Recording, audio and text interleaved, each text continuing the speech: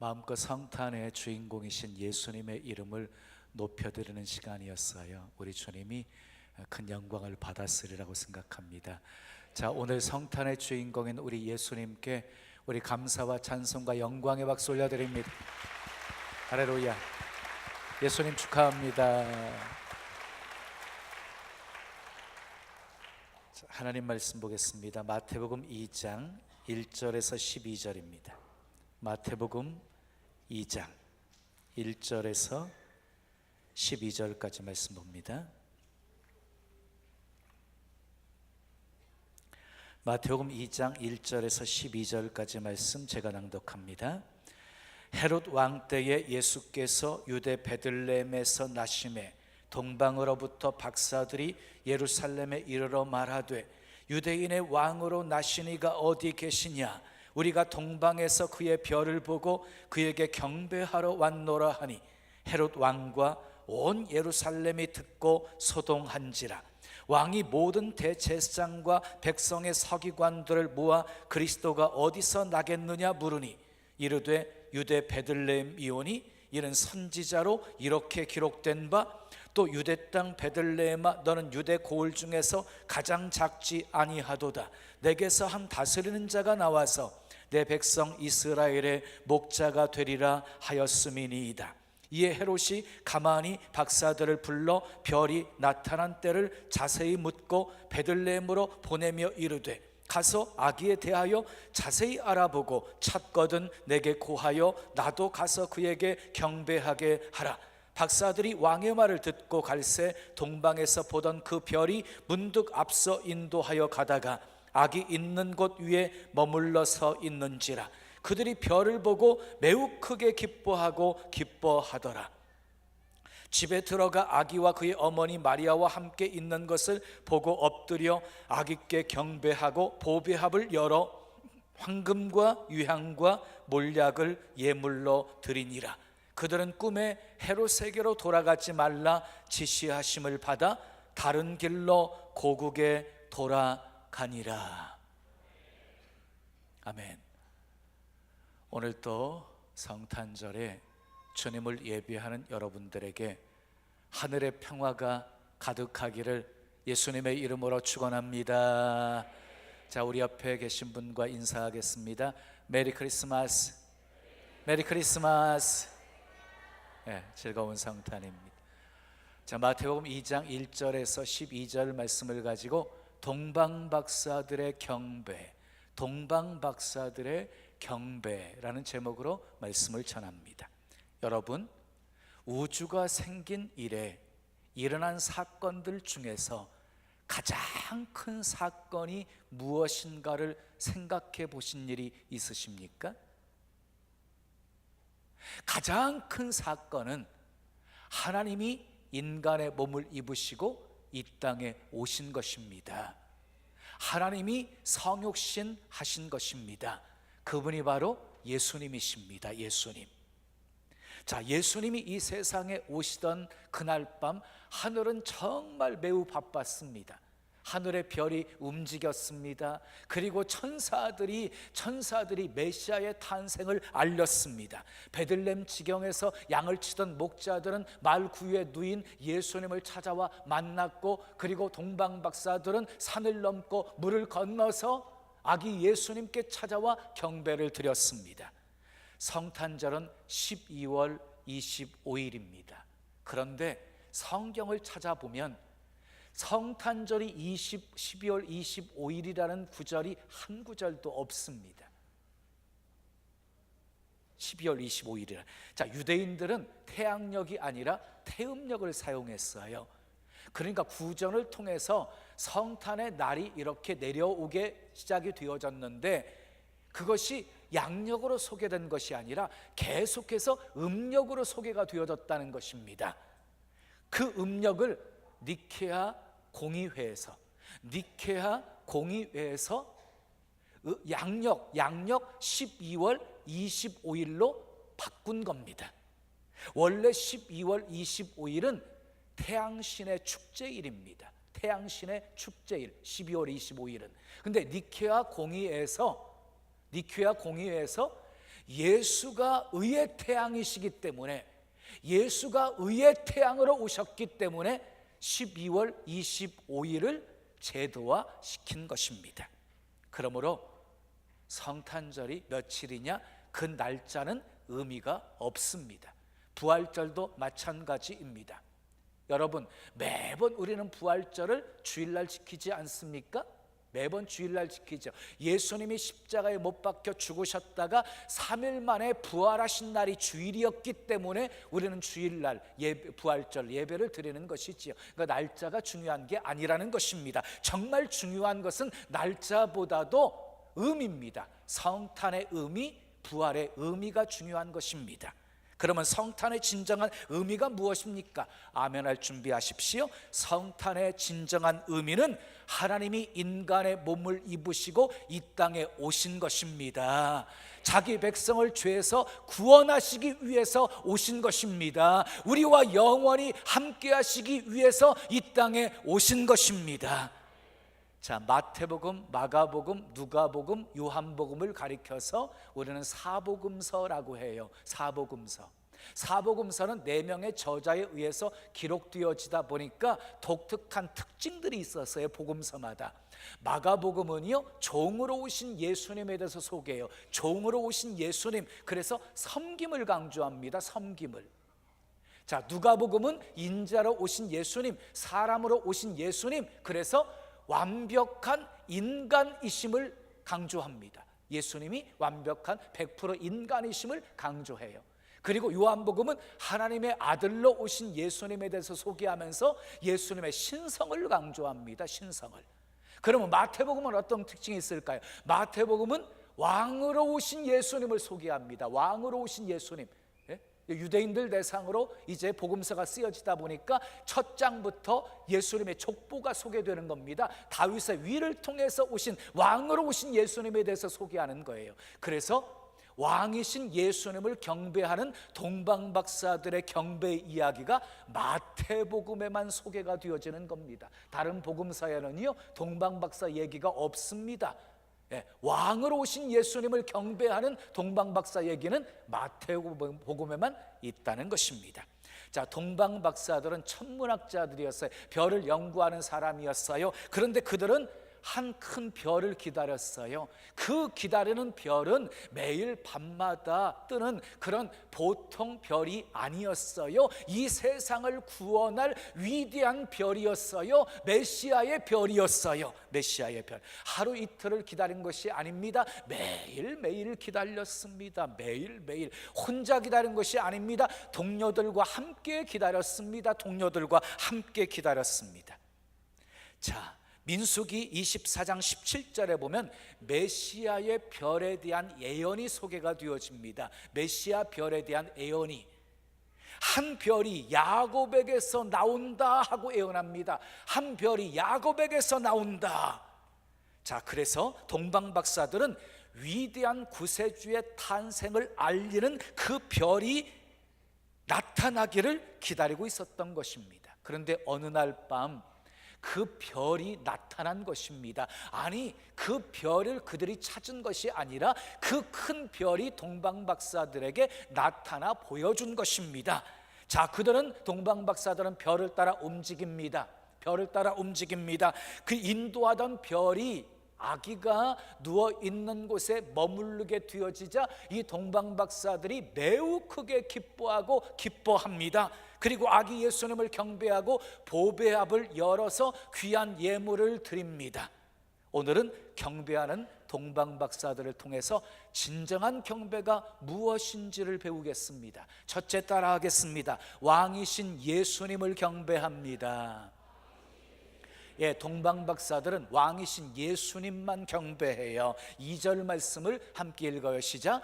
유대인의 왕으로 나신 이가 어디 계시냐? 우리가 동방에서 그의 별을 보고 그에게 경배하러 왔노라 하니. 유대인의 왕으로 나신 이가 어디 계시냐? 이렇게 묻는 사람은 동방에서부터 온 별을 연구하던 동방박사들이었습니다.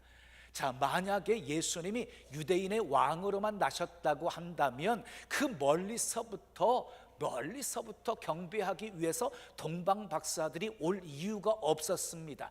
동방 박사들이 경배하러 온 이유는 이 세상의 구세주로 올 메시아의 별, 메시아라고 생각했기 때문에 경배하러 온 것입니다.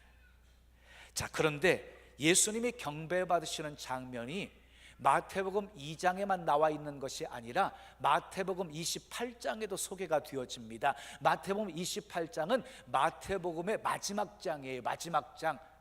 마지막 장 16절, 17절 말씀을 우리 함께 읽겠습니다. 시작. 11 제자가 갈릴리에 가서 예수께서 지시하신 산에 이르러 예수를 배웁고 경배하나 그랬어요. 자, 보세요. 11 제자가 예수님을 배웁고 경배하는 장면이 소개가 되어지지요.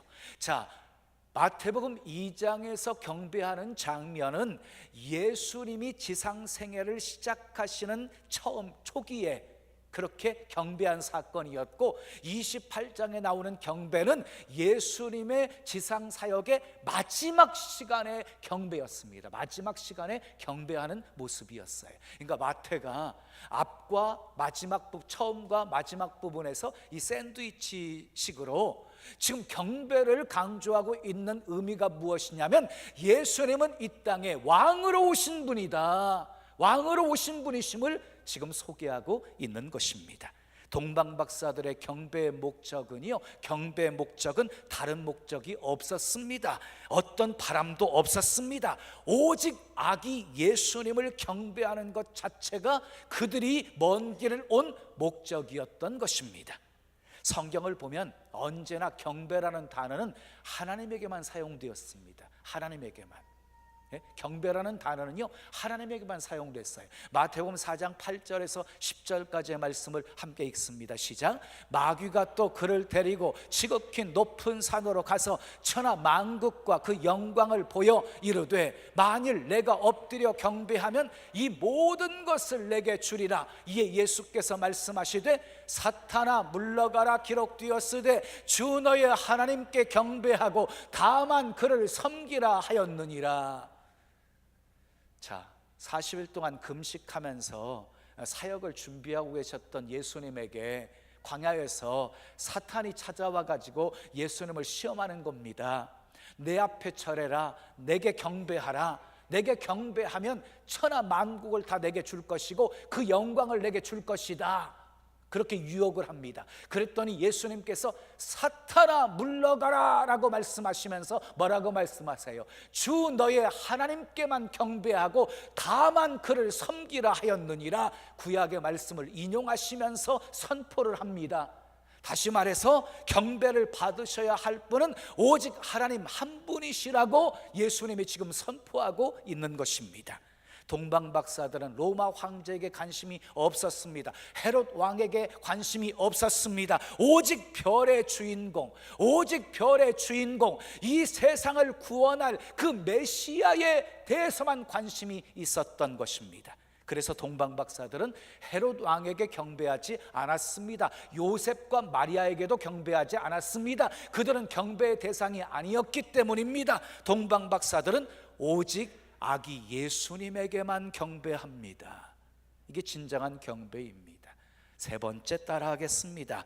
예물을 두 번째 기뻐하며 경배합니다. 동방박사들은 기뻐하며 경배해요. 10절 말씀을 우리 함께 읽겠습니다. 시작. 그들이 별을 보고 매우 크게 기뻐하고 기뻐하더라. 이 단어를 보세요. 표현을 보세요.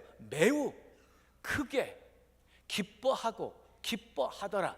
이 표현을 통해서 볼 때 동방박사들이 별을 보고 얼마나 기뻐했는지를 우리 충분히 짐작할 수가 있지요. 매우 크게 기뻐하고 기뻐했다. 자, 동방박사들은 아기 예수님을 찾아서 먼 길을 왔습니다. 그들이 출발한 지역은 페르시아였습니다. 페르시아에서부터 베들레헴까지 약 한 달여 동안을 걸어온 것입니다. 말 그대로 죽을 수많은 고비들도 넘겼을 것입니다. 별이 그들을 인도했습니다. 인도하던 별이 아기가 있는 곳에 딱 머무르게 되어지자 그 기쁨, 그들의 동방박사들의 기쁨과 감격을 참을 수가 없었습니다. 그래서 매우 크게 기뻐하고 기뻐했습니다. 그런데 그 기쁨이 예루살렘 백성들에게는 없었습니다. 그토록 메시아를 기다렸던 유대인들이었는데, 그토록 메시아를 기다렸는데, 로마의 압제 속에서 해방시켜줄 메시아로 기다렸지만, 그렇게 기다렸던 메시아가 탄생하셨다고 한다면 당연히 기뻐해야 되는데 예루살렘 백성들에게는 그 기쁨이 없었습니다. 베들레헴을 향해서 달려가지도 않았습니다. 본문 3절의 말씀처럼 사람들은 헤롯과 더불어서 그저 소동할 뿐이었습니다. 그냥 소동만 하고 있었습니다. 우리는 어떻습니까? 진정으로 예수 그리스도의 나심을 기뻐하며 성탄을 맞이하고 있습니까? 아니면 돈 걱정, 자녀 걱정, 사업 걱정, 온갖 걱정에 사로잡혀가지고 늘 한숨만 쉬고 계십니까? 예수님은 높고 높은 하늘을 다 내려놓으시고 그리고 낮고 천한 이 땅에 오셨습니다. 예수님은 우리를 구원하시려고 우리를 찾아오셨습니다. 우리는 예수님을 통해 영원한 생명, 영생을 선물로 받았습니다. 아멘이지요. 그렇다면 우리는 당연히 최고의 기쁨으로 성탄을 맞이해야 하지 않겠습니까? 기뻐하며 경배하는 성탄이 되시길 예수님의 이름으로 축원합니다. 자, 세 번째 따라하겠습니다. 예물을 드리며 경배합니다.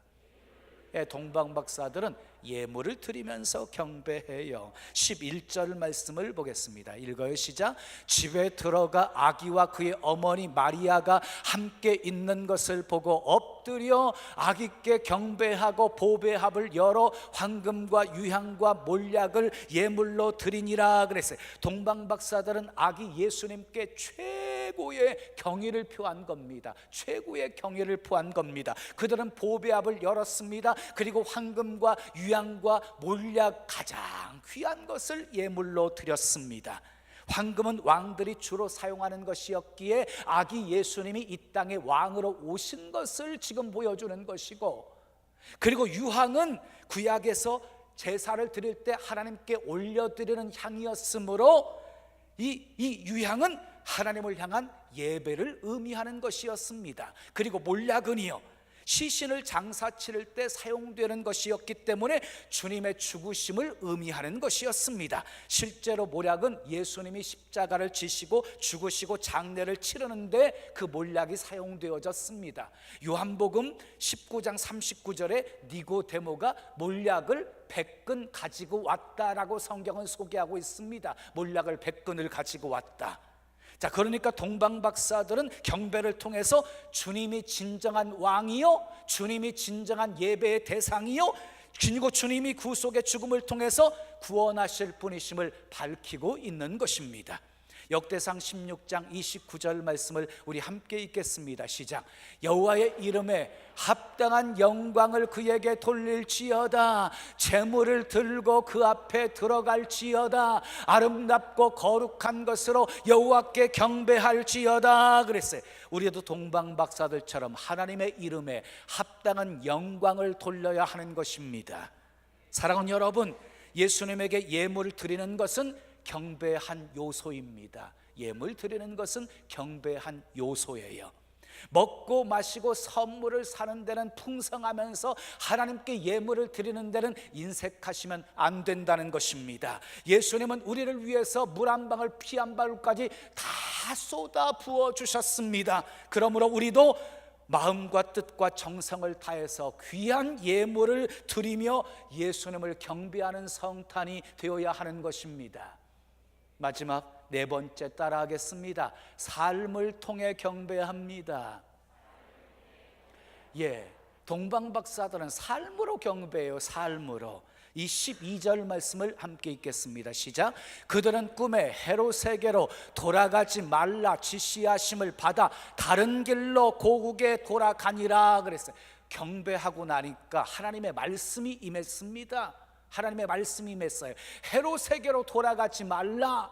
그래서 하나님의 지시를 따라서 다른 길로 동방박사들은 고국으로 돌아가게 되어집니다. 하나님의 말씀에 순종한 것입니다. 이것이 경배입니다. 여러분, 경배라, 진정한 경배는 형식과 의식이 아닙니다. 주님의 뜻을 깨닫고 그 뜻에 순종하는 것이 진정한 경배인 것입니다. 주님을 우리의 삶의 왕으로 모시는 것이 경배입니다. 그것이 삶을 통해 드리는 경배예요.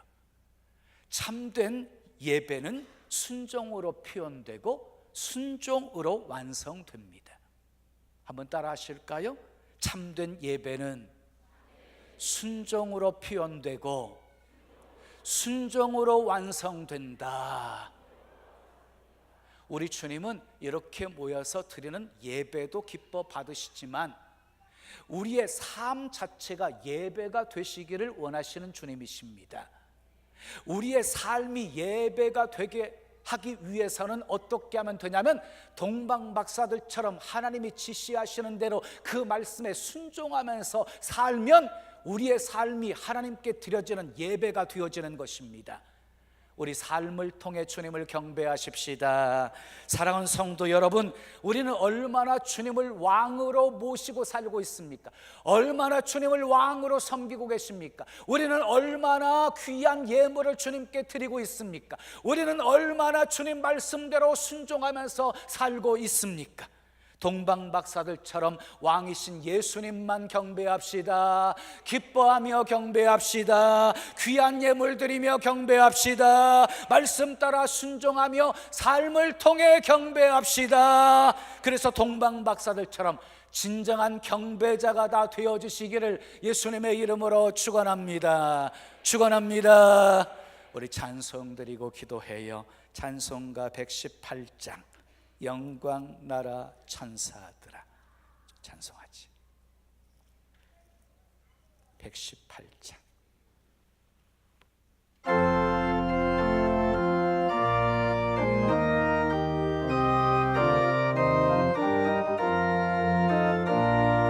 영광 나라 천사들아, 땅 끝까지 날면서 하나님을 찬양하고 구주 나심 전하라.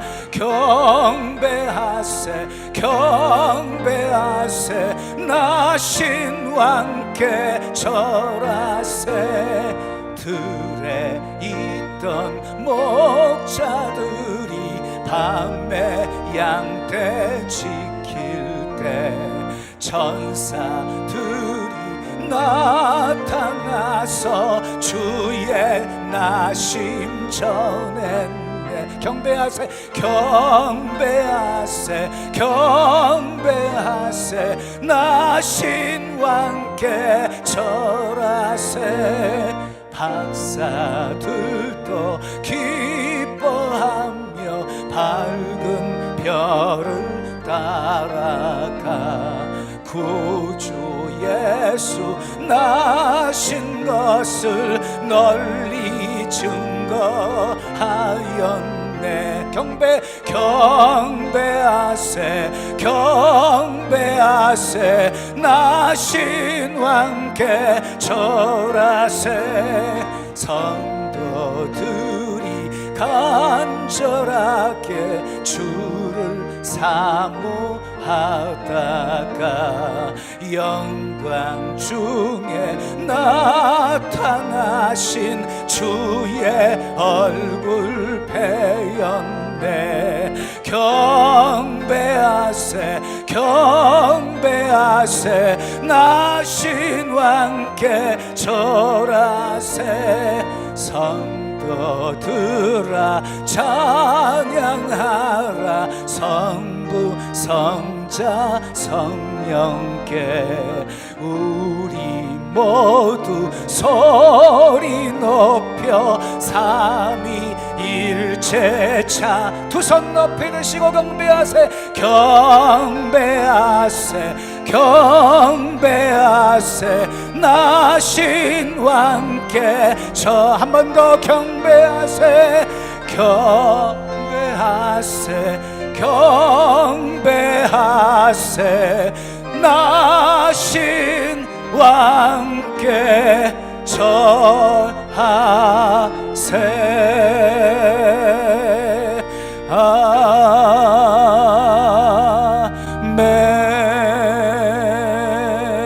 아멘. 다 같이 두 손 가슴에 모으시겠습니다. 가슴에 모으십시오.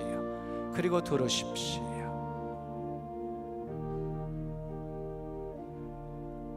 이 세상에서 일어난 가장 놀라운 사건은 하나님께서 인간의 몸을 입으시고 이 땅에 오신 것입니다. 우리를 죄에서 구원하시기 위해, 우리와 영원히 함께 하시기 위해 오신 것입니다. 우리는 죄 사함 받았습니다. 영생을 선물로 받았습니다. 그러므로 이 성탄은 우리에게 매우 크게 기뻐하는 날입니다. 지극히 높은 곳에서는 하나님께 영광이고, 땅에서는 그 기뻐하심을 입은 사람들 중에 평화라고 그랬습니다. 성탄의 평화가 이 땅에 있는 모든 사람들에게 임하도록 우리는 그들에게 성탄의 기쁜 소식을 전해야 될 사명이 있는 것입니다. 먼저 동방박사들처럼 진정으로 경배하는 경배자가 되십시다. 삶으로 우리 주님을 경배하십시다. 우리의 삶도 하나님께 드려지는 예배가 되게 하십시다. 우리 말씀 기억하시면서 우리 함께 기도하겠습니다. 아버지 하나님, 좋으신 아버지 하나님, 성탄절에 주님을 경배하며 예비하는 성탄절이 되게 해주신 것 감사드립니다. 오늘의 주인공은 예수님이십니다. 예수님만 높이고 예수님만 찬양하고 우리 주님만 경배하는 그런 복된 성탄이 되게 해 주시옵소서.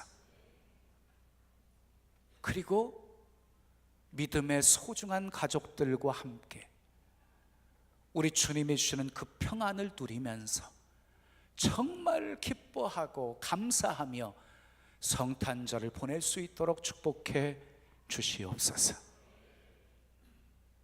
이 기쁨이 우리 안에만 머물러 있지 않게 하시고 아버지 땅끝까지 이 성탄의 기쁜 소식을 전하며 살게 도와 주시옵소서. 진정한 동방박사들처럼 진정한 경배자들이 되게 해 주시옵소서. 예수님의 이름으로 축복하며 기도합니다. 아멘.